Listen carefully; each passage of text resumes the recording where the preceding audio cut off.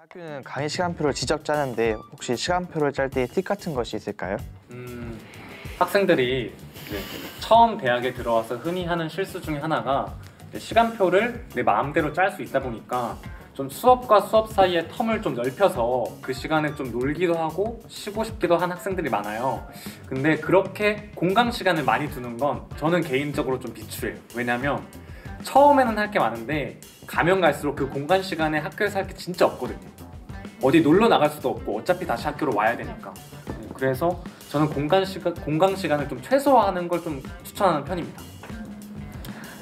저는 약간 맞는 말이긴 한데, 왜냐면 진짜 공강 시간이 2시간이 넘어가고 그러면 나중에 친구들이 할 게 없어가지고 막 과방에 누워서 시간만 가길 기다리고 그러는 경우가 진짜 많거든요.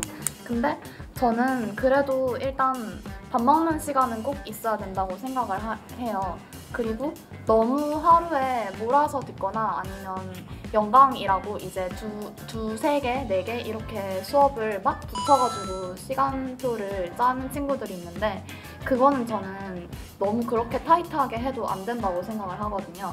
왜냐면 저희 대학교에 와서 수업을 들으면 건물들도 많고 그 수업을 하는 건물들이랑 강의실이 다 다르니까 그렇게 막 붙여서 시간표를 짜게 되면 나중에 이 수업 끝나고 막 10분 만에 저 건물로 뛰어가야 되고 그리고 되게 힘들어요. 그래서 조금이라도 나름의 여유는 있어야 된다고 생각을 해요.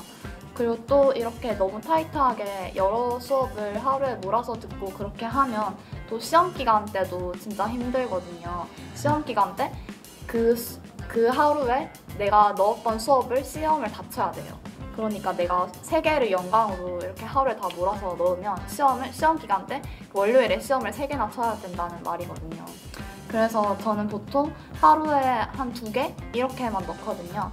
그래서 나름의 여유는 있어야 된다고 생각을 해요. 네, 그렇군요. 혹시 고등학교와 같이 중간고사와 기말고사가 있다고 들었는데, 그러면 혹시 이런 중간고사나 기말고사는 어떤 방식으로 대비하시나요? 저는 좀 공부를 잘하는 편이 아니어서 공부 잘하는 친구한테 먼저 듣고 네, 그 다음에 근데 제가 말하겠습니다. 저도 공부를 잘하는 편은 아니라서 그래도 보통 고등학교랑 되게 비슷해요. 대학교도 그렇게 막 별게 없어가지고 보통 대학교도 시험 기간 일정이 나오면 그 시험 일정 한 2주 전부터 시험 기간이라고 보시면 되는데, 보통 저희 대학교에 오면 좀 나름 자유롭잖아요, 고등학교보다. 그래서 그 공부를 하는 와중에 막 술도 마실 수 있는 기회도 많이 생기고 막 놀러 가거나 약간 좀 그런 자유로운 분위기이기 때문에 그러면 사람들이 많이 해이해져서 막 벼락치기도 진짜 많이 하고, 저도 막 벼락치기 사실 많이 하긴 하는데 그래서 나중에 되면 진짜 힘들어서 저는 보통은 한 일주일 이렇게 잡지만 그래도 좀 여유롭게 2주 정도는 잡고 시작을 천천히 하시는 게 좋은 것 같아요. 또 고등학생 때랑 조금 다른 점은 저희는 시험 기간에 학교에서 밤을 새는 경우가 좀 많아요. 밤을 새고 바로 시험 치러 가고 그런 게 좀 차이점 같아요.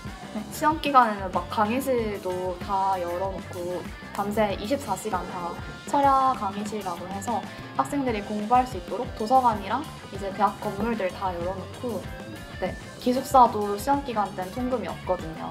그래서 술을 많이 마시러 가요. 혹시 그 고등학교 그 중간고사, 기말고사 범위가 있잖아요. 네. 혹시 그런 범위도 비슷한지 궁금합니다. 다르죠. 그쵸. 그런가? 고등학교 범위라고 해봐야 중간이나 기말 중에 뭐 한 과목으로 치면 많으면 뭐 대단은 2개에서 3개 정도 아닌가요? 네, 그쵸. 맞아요. 근데 저희는 맹퀴의 경제학이라고 한 800페이지에 달하는 책이 있는데 그 책을 한 학기의 절반을 배워요. 그리고 그 한 학기의 절반에 또 절반을 하다 보니까 거의 한 시험에 한 200페이지 정도? 네, 그 정도를 커버한다고 생각하면 되게 많은 편이죠. 네. 확실히 그 고등학교 때 배우는 그런 고등학교 내용이랑 대학교에서 와서 배우는 그런 전공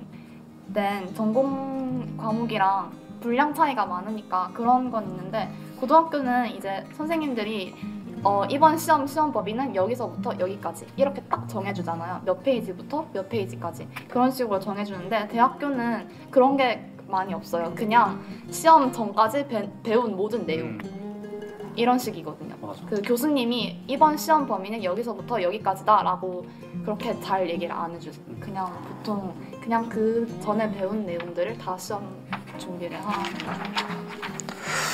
네, 알겠습니다. 그다음에 다음은 이제 기숙사 관련 질문입니다. 그 기숙사가 성균관대 여러 군데이고 각각 다른 형태로 선발하는 것으로 알고 있는데 혹시 맞나요? 네, 맞아요. 그렇다면 그 선발 기준과 기숙사의 규칙 등을 이런 걸 알려주셨으면 감사하겠습니다.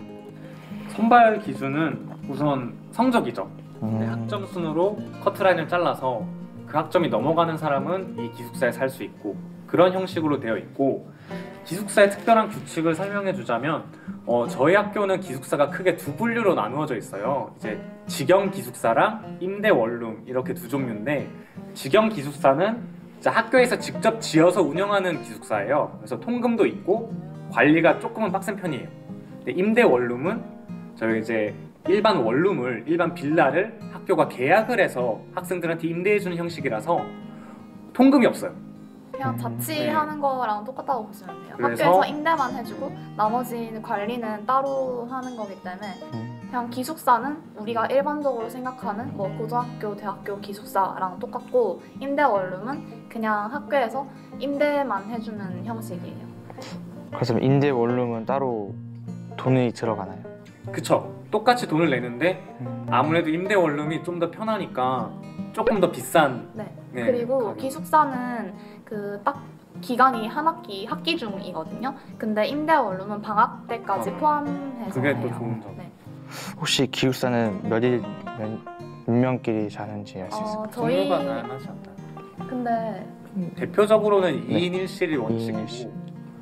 네, 1인 저희 캠퍼스가 두 개잖아요. 네. 서울에 있는 캠퍼스랑 수원에 있는 캠퍼스 이렇게 두 개인데 저희 서울에 있는 캠퍼스 기숙사는 1인실이랑 2인 1실 이렇게 두 개예요. 기숙사가. 근데 보통 1인실은 뭐 장애학우분들이나 아니면 대학원생들 이런 분들이 쓰시고 대부분의 학생들은 2인 1실을 쓰세요.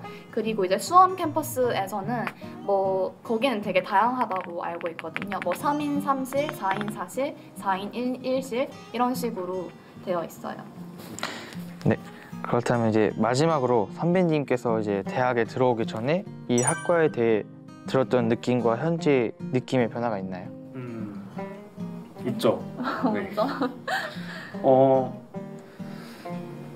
저부터 먼저 말하자면 저는 사실 저도 여러분들처럼 고등학생이었을 때가 있었고 그때 제가 나중에 어떤 직업을 갖는 게 좋을까 어떤 공부를 하는 게 좋을까라고 고민을 많이 하면서 이것저것 학과를 많이 찾아봤었어요. 그러다가 이제 우리 학교의 글로벌 경제학과라는 곳을 알게 됐고 제가 처음에 받았던 느낌은 아무래도 글로벌자가 붙어있고 커리큘럼이나 지원해주는 게 다른 데랑 뭔가 특별하게 다르다 보니까 내가 저기 들어가서 적응할 수 있을까?